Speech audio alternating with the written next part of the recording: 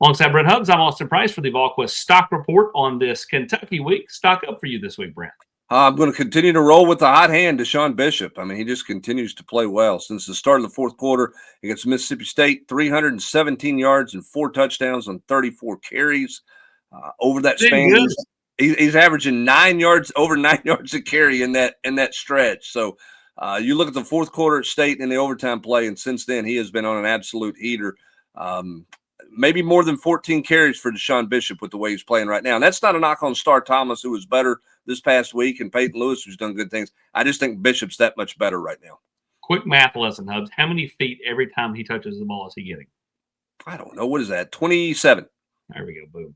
It's that Gibbs math, baby. It's that Gibbs math. Stock up for me this week. I'll go Braylon Staley. He had double-digit catches. He's continued to prove that the slot receiver in this offense has a really good chance to have success. I thought he was really, really good the other night. He continues to play well. Number 14, Braylon Staley. Stock down for me.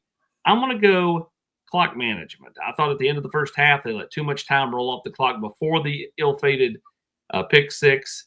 They could have had more time on the clock had they used their timeouts wisely, a little more wisely there at the end of the first half. I thought they could have been a little better there. And then at the end of the game, just not, it's not really clock management as much as it is. I mean, you're 4 minutes left, you're down 17, not kicking a field goal, just little things like that. Game management, I guess, would be a better way to put that one. Is, you just stay in the game, kick the field goal, try to get a stop. You had all 3 timeouts plus the 2-minute timeout, and then see what happens. I mean, you at least would have kept yourself in a viable chance had you kicked a field goal. Instead, when they got the ball back, they were still down 17 and had no chance.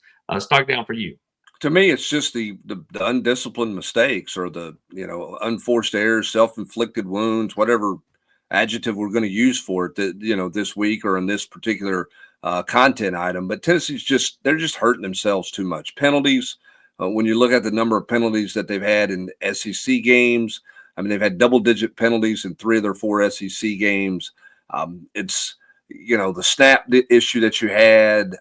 It's somebody not on the same page as somebody else. It's the drops. I mean, they're just shooting themselves in the foot way too much. And when you look at this league, Austin, and how close all these games are, coaches talk about margins and all those things in their catchphrases. The reality is you can't be sloppy in this league multiple weeks a year and win football games. Those days are over. You're going to have to play well. You're going to have to play cleaner football. Tennessee's not playing clean enough football right now. That's got to improve right now. Stock stagnant for me. I'm going to go with Ethan Davis's health. Not played in 3 weeks now.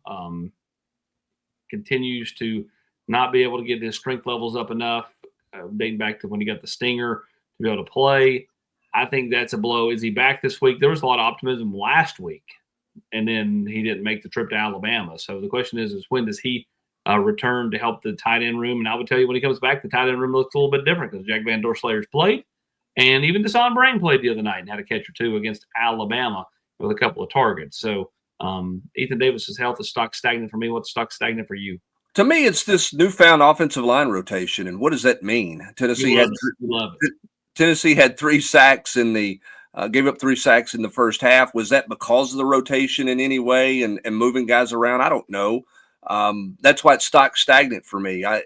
If it works and Tennessee's really good offensively, they're really physical, and they can play with tempo, and they can really wear out defensive fronts, then it becomes a stock up. If they give up sacks and they have miscommunication and penalties and issues, then it becomes a stock down. I want to see what it looks like for a second week because Josh Heupel made it clear on Monday they're going to continue some semblance of a rotation on that offensive line, which is something he's not been able to do or has chosen not to do during his first 4 years at the University of Tennessee. He is Brent Hubbs. I'm Austin Price. This has been the Stock Report for Kentucky Week.